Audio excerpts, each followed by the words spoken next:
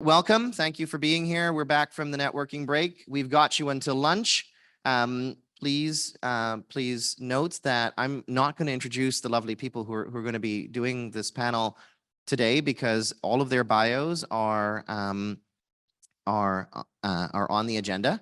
You can flash the QR code on the agenda, and it'll take you to everyone's biographies. I will tell you that it has been a real pleasure over the past years to have worked with these fine people. Kathleen Bites, who is farthest to my right, Christine Hookbaum, who is in the middle, and Ashley Shaw, who is closest to me with her guide dog Juan, who blends with the floor.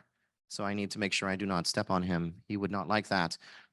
So this is going to be a hybrid panel. We've got 3 folks who are here in the room. We've got 2 folks who've provided pre-recorded commentary to the questions. And so you're going to meet Peter Field and Michaela Knott digitally. There is another member of the team who was supposed to be here to participate as well. That would be Akriti Pandey. Akriti actually is away getting married, and so has a very good reason to not be here. So, all right, I'm gonna get started. If we can get the PowerPoint loaded on the screen, we're gonna make sure that everything works here. So this is all going to be live and in real time. And if there's chaos and confusion, it will happen because there's chaos and confusion and we didn't get a chance to test a few things. But that's all good. I will tell you, the last time I was in this room, there was chaos and confusion, and the IT folks got a fair bit of live roasting from me, but it wasn't this IT team, so we should all be good. All right, so I'm going to get started because I'm also moderating this session in addition to being your session host on behalf of DWC. And so there is a slide that's on the screen entitled "Leaving No One Behind," with the title of today's session, "Recommendations to Address Barriers and Facilitators to Participation in the Labor Force for Canadians Living with Sight Loss." This will be a presentation by members of the CNIB research team, which I have the real honor of being able to lead, and that is for today, the Disability and Work in Canada conference. Our purpose in this presentation is to identify barriers and facilitators in the areas of education, advocacy, and workplace accommodation or workplace adjustment, or what I like to call accessibility support, based on 5 years of research, and to provoke questions for discussion by all of you. What you're getting is an integration of the work of the team over the past 5 years. A lot of this comes from work that was done through an Accessibility Standards Canada funded project on inclusive workplaces that we had for the past 3 years, and another Accessibility Standards Canada project on guide dog access barriers that we also had. But those 2 pieces catalyzed a whole number of other things that the team did in relationship to the conversation around inclusive workplace. And so the dialogue that you're going to participate in today brings everything over the past 5 years together. So this isn't just one project. This is the experience that we've accumulated over all of that time, and it's through very much a lens of lived experience, both personal and professional. So with that preamble, I'm just going to make sure that you get to meet today's presenters. Again, on my farthest right is Kathy Bites, the lead for digital literacy training and onboarding, and my knowledge translation lead on the CNIB research team. Kathy's email, she's rather graciously provided it in case anyone has questions, is simply Kathy with a K.Bites@CNIB.ca. Next to Kathy, or sorry, not next to Kathy, but one of our virtual participants today is Peter Field, who is a consultant and volunteer with the CNIB research team. Dr. Christine Hookbaum is in the middle here with us, and she's our lead strategic research analyst with the IDEA team and the research team at CNIB, and her email is christine.hookbaum, Hochbaum, @cnib.ca. Akriti Pandey is our team member who's not here. She's the lead research strategy with a focus on accessible and explainable artificial intelligence, which is another ASC focused research project that we have. Michaela Knott will be virtual today, and she's our lead for research operations and strategy. And she will pretend to be a Kriti when we hear from her virtually. And then Ashley is the last in-person panelist with us, who is the clinical performance and evaluation analyst for Vision Loss Rehabilitation Canada. And Ashley is a student of mine and a former member of the team as well. And you can find Ashley at ashley.shaw@vlrehab.ca. Okay, so our themes for today: education, advocacy, accommodation, and ultimately, what are the barriers and how do we implement facilitators for systemic change in these areas? And that's the core question that we're answering in today's panel. The first question that we are going to ask everybody, you all ready? Mm-hmm. Yeah. The first question we're going to ask is, across the lifespan of a person, how can we use education and early intervention in order to help promote the inclusion of persons with disabilities in work? We're going to do our virtual persons first, and then come to the in-person, come to the folks who are in the room.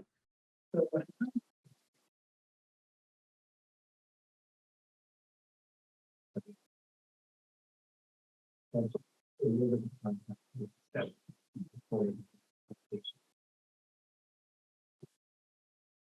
study took place over a period of 15 months and included about 1,600 participants, 600 of those being diagnosed. The main feature of the study was the survey of 504 guide dogs across Canada and internationally. And we did ask some employment questions. These questions related to did people experience barriers and various accommodation, recruitment and promotion. And what we found is that those from Alberta, Manitoba, New Brunswick, and Nunavut experienced the highest number of barriers. Those who identify as living in a village or small town, those aged 20 to 29, and those employed in temporary work situations, whether that be full-time, part-time, or casual. So those are the demographics that experience the highest number of barriers in the area of employment. So of course, being a guide dog study, we looked at public access. That was the main highlight or the main feature of the study. Almost 53% of people identified on that survey said they had experienced barriers. The top three areas being with transportation providers, restaurants, and healthcare providers.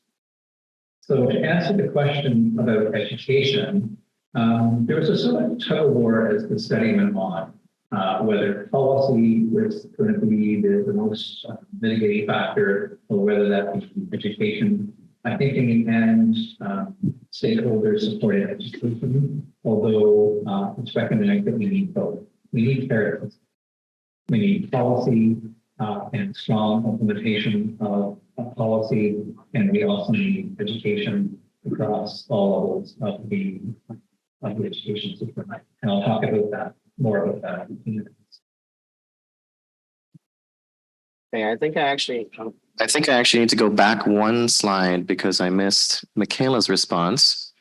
Just a moment. So this should be Michaela's response if we can play the video. Hello, everybody. I'm here to present the research results.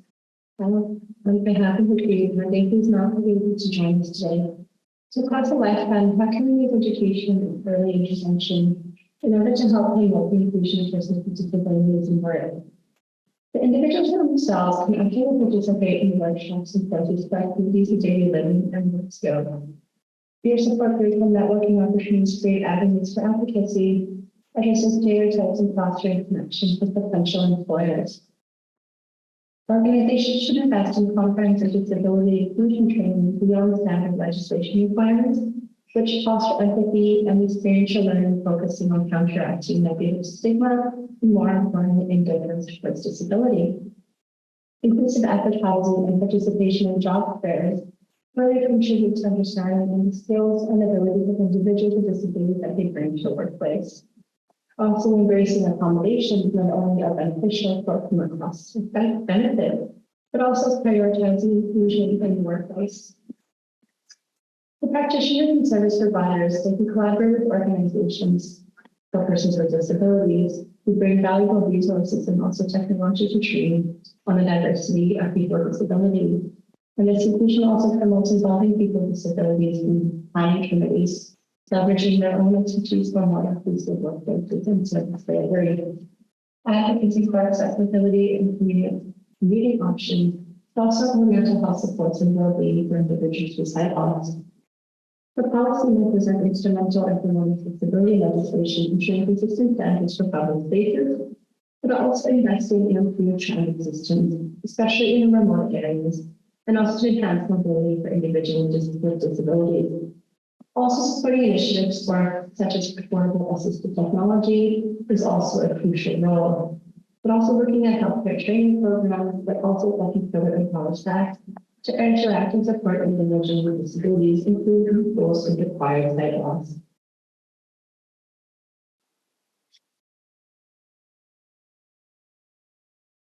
Okay, so we're going to skip Peter because we've already listened to him. So the question is on the slides again. And so for Kathy and Christine and Ashley in person, which of you wants to tackle this one first?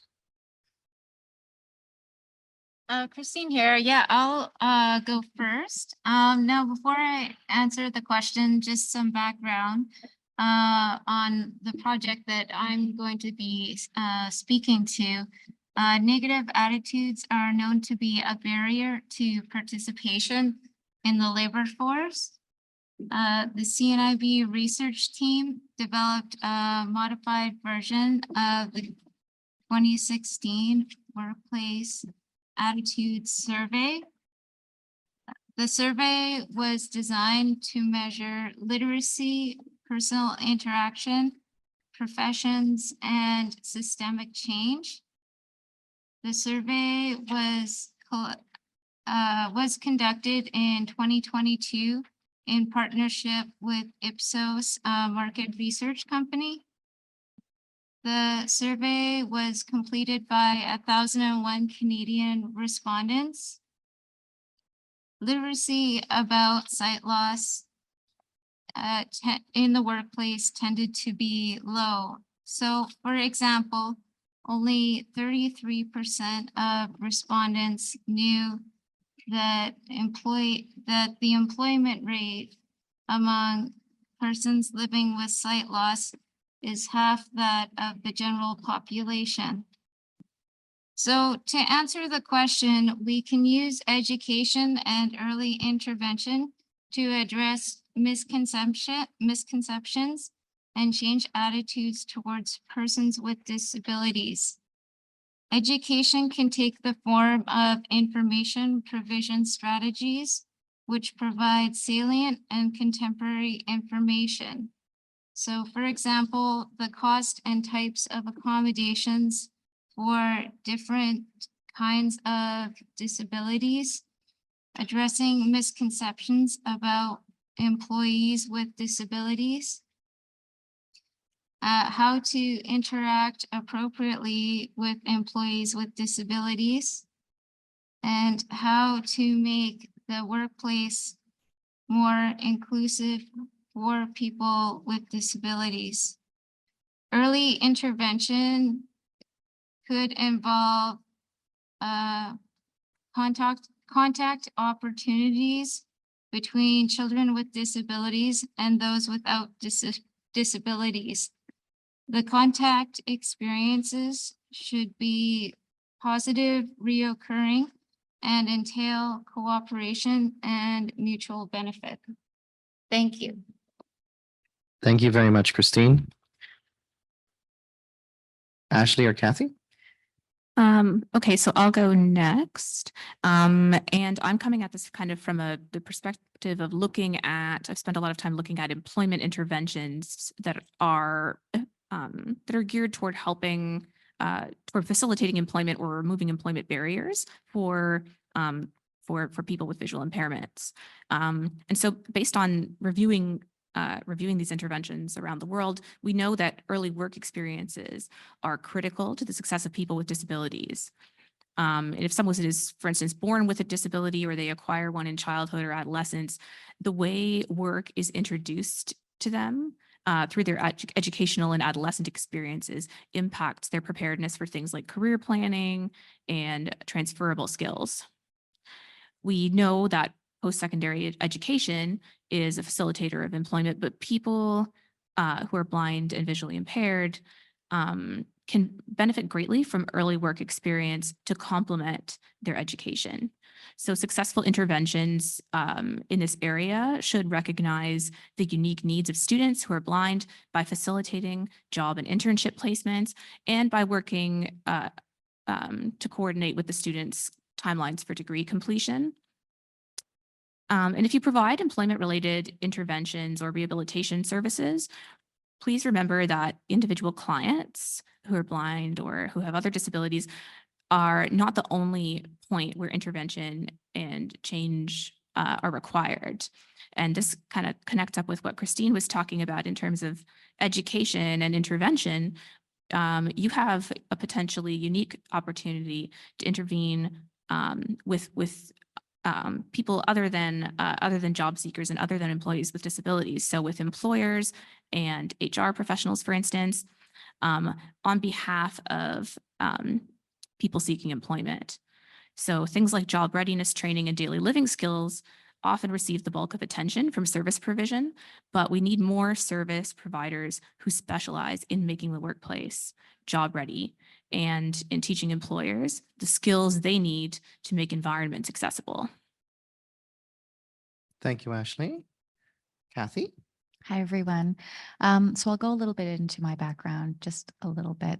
And the work that I'm doing right now is really focusing on early intervention in early childhood and the impact of that.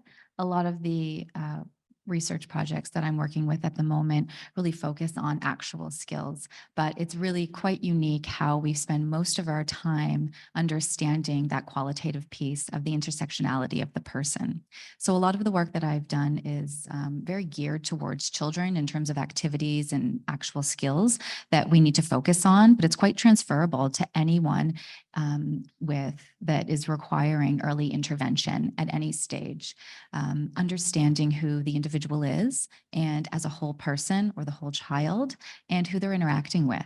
And who is interacting with them. So in terms of education, it's giving ownership to the human being that is experiencing that and understanding that these intersectionalities are quite impactful for something so as far in the future of employment. It really begins quite early, as well as the type of education in terms of early intervention puts and sets the stage of how their journey is going to be in the future, how they're going to advocate for themselves, facilitate what they need, which direction they're going to go in, how they understand their own disability to be able to even go out into the world and make those decisions and utilize those skills. Which skills are they going to pick and who are they going to be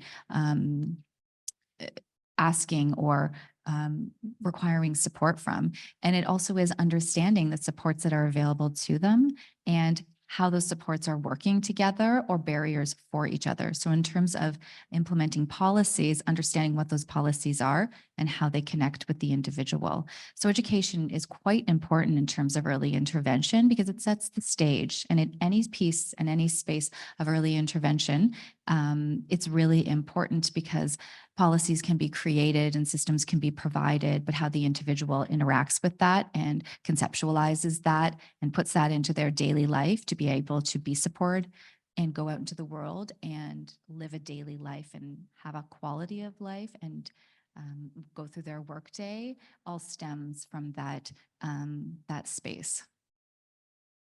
Thank you, Kathy. There's two sort of really powerful messages that I heard and want to just call out for everyone else who's here, along with one sort of implicit statement that no one on the team has come straight out and said that I think is actually really important. The employment experiences of somebody who lives with a disability from a very young age or was born with a lived experience is actually very different than the employment experiences of somebody who starts to live with a disability much older while they're going through their employment journeys. And the conversation around the first group of persons is usually thought to be the same and treated the same as the conversation around the second group of persons. And that's a very broad generalization, and everyone's going to argue about it with me, but I think it's worth kind of stating it. The two powerful messages that I heard was, it's not just about the person with the disability in the context of the workplace. It's about the system that surrounds that person with the disability, both in the workplace and outside. And then the second thing that I heard was, the earlier we start, the better off we're likely to be. So thank you all for sharing that. We're going to move on to the second question, which is, what are the limitations of job or workplace accommodation, and how can we develop advocacy to have the desired level of impact? And I think the order of operation is going to be exactly the same as before. And so we're going to go with Akriti's / Michaela's voice first.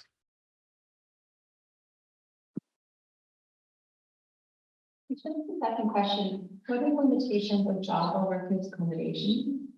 And how can we develop advocacy to have the desired level of impact on access to employment? The limitations of the job or workplace accommodations primarily revolve around perceptions and misconceptions of disability. Some employers may hesitate due to concerns about associated costs of hiring people with disabilities, but are also unaware of the affordability and the mutual benefits of providing accommodations. So breaking down these barriers requires a multifaceted advocacy approach. This includes awareness campaigns, educational initiatives, collaboration with advocacy groups, legal support and advocacy, as well as peer support and networking, but also to encourage inclusive employment policies and practices. It's also important to leverage technological accessibility and initiatives, as well as looking at case studies and research that has been conducted by different employers and positive outcomes and positive stories from fellow industry providers. So by addressing these limitations through a combination of awareness building, education, collaboration, legal advocacy, and technological advancement, the desired impact on access to employment for individuals with disabilities, including those who connect sight loss, can be achieved. If Philip were here, he would also add accessibility standards to what Michaela just said. Now for Peter's response.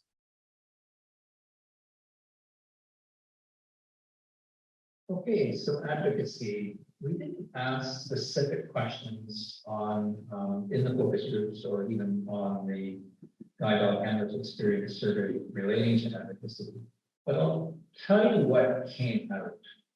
And that is that barriers with respect to guide dog handlers are continuing, and that some stakeholders, particularly the advisory committee, the guide dog handler advisory committee that we had for the project, felt that barriers were in fact getting worse. There's more to that story.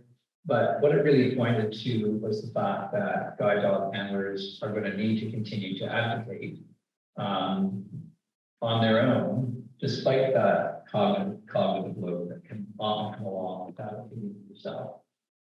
So in other words, despite 50 years of legislation, if you look at the Blind Person Rights Act in Ontario, for example, it's been around for about 50 years, not much has changed. There aren't governments that federal, provincial, or even municipal levels that are taking strong advocacy position right now for guide dog handlers. I'm aware, for example, that the advocacy organizations, the consumer groups across the country do some of that, CNIB does some of that, but fortunately or unfortunately, what came out is that at the moment, in order to push forward with stronger elimination of barriers in this area, it really comes down to guide dog. Okay. And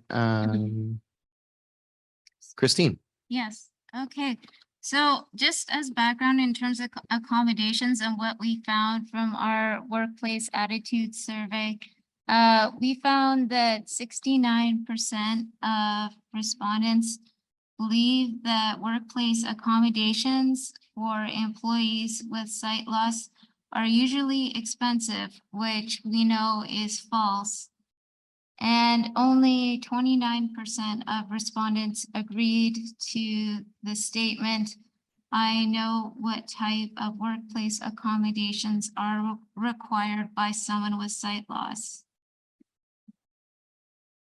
So in terms of answering the question, workplace accommodations will not change workplace attitudes.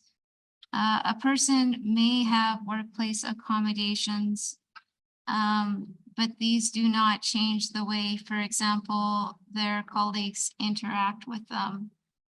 Our workplace attitude survey showed that at least 90% of respondents supported systemic approaches to workplace inclusion. Yet the implementation of these approaches is generally lacking.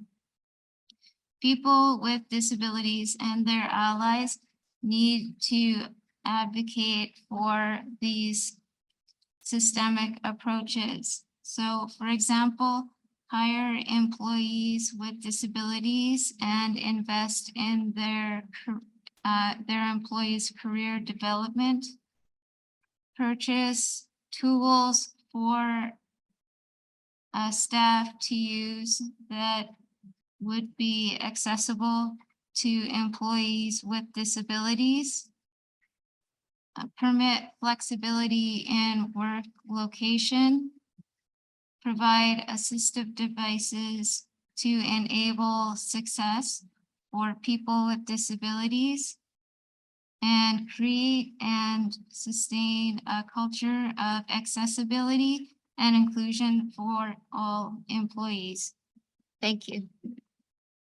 Thank you, Christine. Ashley.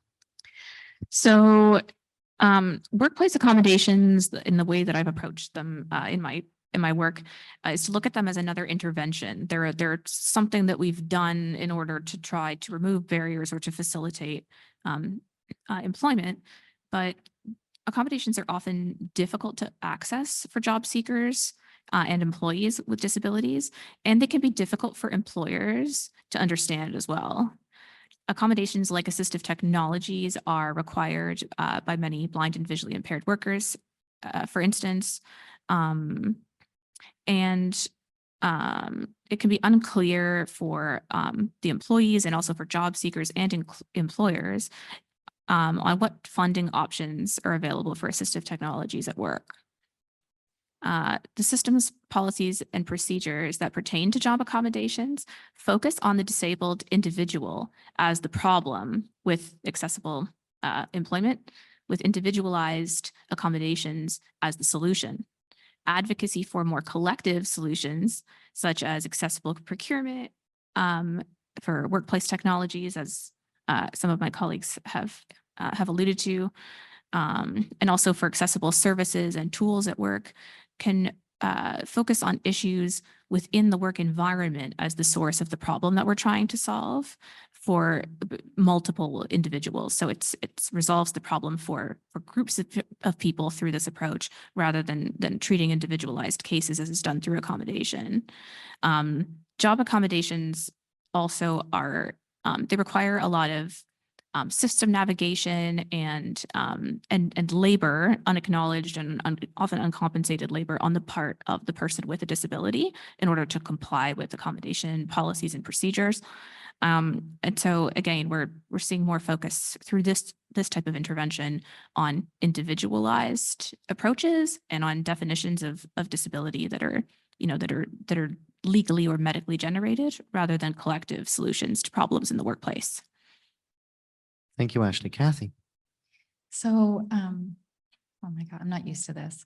One of my projects is creating a booklet and a tool for children to use for safe internet use. So when I got the project, I was so excited, and we looked up digital literacy, we researched safe internet use. I created all of my focus groups and scheduled them. And I thought, I'm going to create something for children with sight loss that's really going to help them, low vision and blind, who are really going to help them get on the internet and be with their peers and be able to function as quickly and efficiently and really connect with what they want in such a digital world this year for themselves. So I went to the first focus group, which was a tween sort of group, 11 to 14. And I sat down and I had asked them all of the questions that I had created in terms of what they know, because clearly I'm an adult, I know more. So I asked them the questions. I had to Google afterwards what they were talking about and figure out if my VPN is secure, and really understood that, okay, they know more than me and it's evolving so quickly. I don't even know what's going on. Now I have to go back and ask my brothers what's going on to be able to conduct the rest of these, because I'm about to do focus groups with children who are now 13 and up in post-secondary and possibly looking for employment at the moment. How can I actually support these individuals? Going back to that, looking at other parts of my focus group, I had brought up just a very simple question to the children, and it was consistent within the focus groups. And the data that I gathered back when I asked the question, what is accessibility? The younger children informed me that it's a word that their parents use, but they need it. And the older children had said that they know what accessibility is and they use it. And I asked them, how do they use it and where do they use it? And accessibility is a question that they ask. So a large barrier in understanding what is going to be support individuals within the workplace, and all of these terms and all of these systems is the true comprehension and what it means to you. And so the booklet actually changed from something that you could throw in to understand safe internet use or digital literacy, and it turned into this advocating piece. How will one advocate? What does that mean to you? What are the terms that you're using? What are the strategies that's going to be natural to who you are? Because people with disabilities are not disability first. People with disabilities are human beings with their own characteristics, ideas, and strengths. And how do you hone, understand, find these strengths? And then how on earth do you navigate that piece? Advocacy is enormous. Advocacy can be implemented in all sorts and pieces. But if we have policies that are going to be immediate barriers to an advocacy practice to be able to navigate a certain situation, no matter what age you are or what space you're coming into employment, whether it's early intervention, you have a child maybe at birth that you can begin the process, or an adult has now had to change completely what they do and understand how they fit into this world. Advocating and understanding the concepts of advocating, as well as what barriers exist in terms of advocating and how to navigate that, is a really important piece to implement into the structure and the framework of employment and how to move forward in that space. Thank you, Kathy. So a couple more takeaways from what I heard in answer to this question. I think one of the key things is the set of solutions that exists today for persons with disabilities in the workplace aren't working for persons with disabilities in the workplace. Those solutions might be working for other people, but they're certainly not working for persons with disabilities in the workplace. And so that was one thing that I heard very strongly in all of your comments. The other thing I heard very strongly in all of your comments is the need for systemic solutions, and that was threaded, I think, throughout what everyone said. I think Christine had the most important word in the whole conversation, which was the word allies. And I want to call that out. And Kathy said the absolute most quotable truism, which is children know more than adults. Let's do question number 3 now. So what kinds of systemic changes then are needed to promote access to work? And how do we make sure that no one gets left behind when making these systemic changes? And so we're going to start with Akriti/Michaela again. Now take it to the final question that we have: what kinds of systemic changes are needed to promote access to work, and how do we make sure no one gets left behind in making systemic changes? Promoting access to work requires comprehensive systemic changes that address both the physical and attitudinal barriers. And to ensure inclusivity, it's crucial to adopt a holistic approach that considers the diverse needs of individuals with disabilities, including those with sight loss. So looking at some of the pieces, we can look at legislation reform, inclusive workplace policy, accessibility training, collaboration with educational institutions, public awareness campaigns and raising, accessible transportation systems, technological integration, intersectionality as a fundamental approach, but also looking at inclusive hiring practices and also the conduction of accessibility audits. By implementing these systemic changes, we can create a more inclusive and equitable work environment, ensuring that no one is left behind. This involves fostering a culture of accessibility, understanding, and proactive support for individuals with disabilities throughout the professional journey.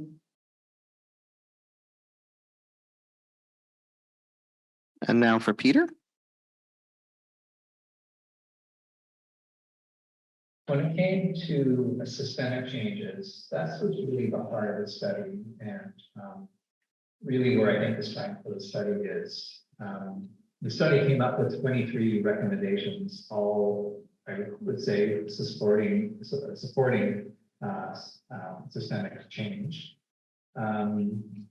Among these were asking federal standards setting organizations to keep their hands off guide dog handler studies, hands off guide dog handlers harnesses, when standard setting exercises that are undertaking that could impact them guide dog handlers.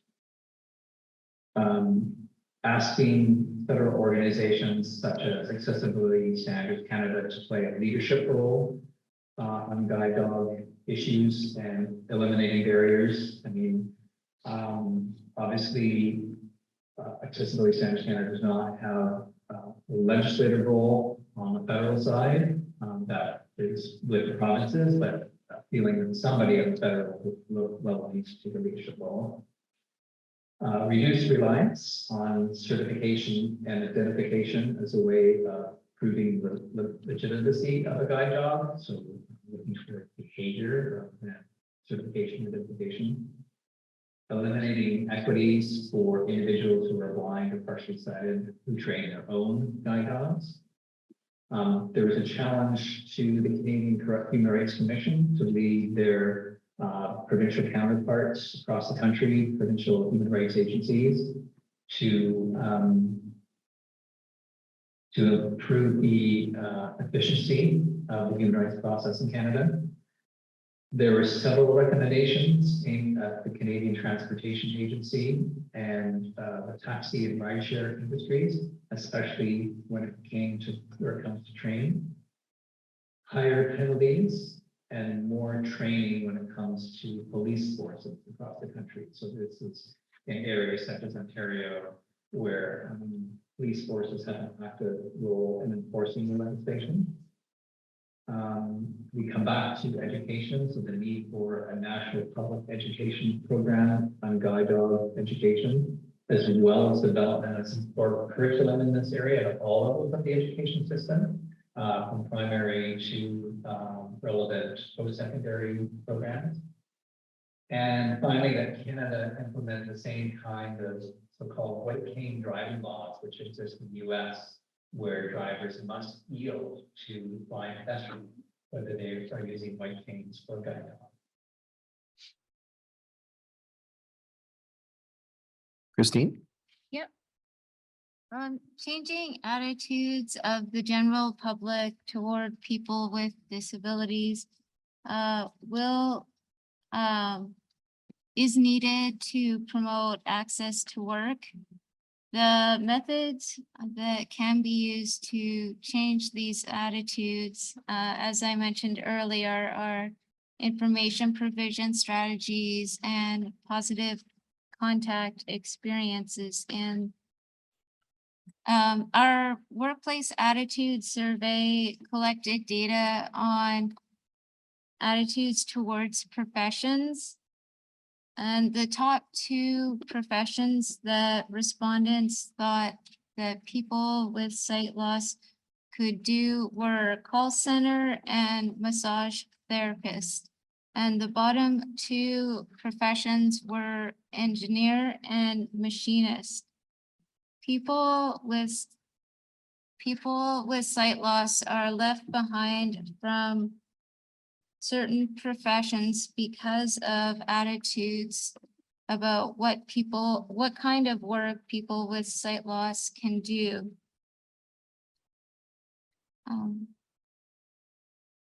So the general public needs to be educated about the capabilities of people with disabilities. So in order to ensure that no one is left behind. Thank you. Thank you, Christine. Ashley? So many interventions that that aim to improve employment outcomes for people who are blind or for people with other disabilities as well succeed or fail, at least in part because of their contexts. So, for instance, without accessible transit, people can't get to work even when they find jobs. Without workplace technologies that take accessibility into account, a career path is made more difficult. And that's true of a lot of the career paths that people in Christine's survey thought that blind people couldn't do. And without access to rehabilitation services, when someone starts to lose their vision, adapting on the job becomes more of a struggle.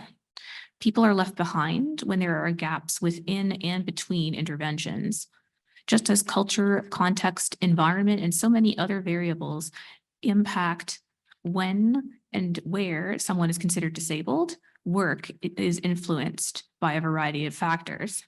We need to generate and enhance connections between interventions, promoting accessible workplaces, habilitation and rehabilitation, education, transportation, housing, and so many others. The accessibility of work is interdependent with and on every other aspect of social and cultural life. Thank you, Ashley. Kathy?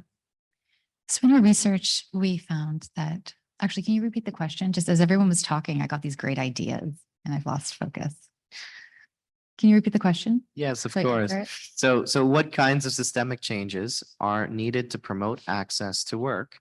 And how do we make sure that no one gets left behind when making systemic changes?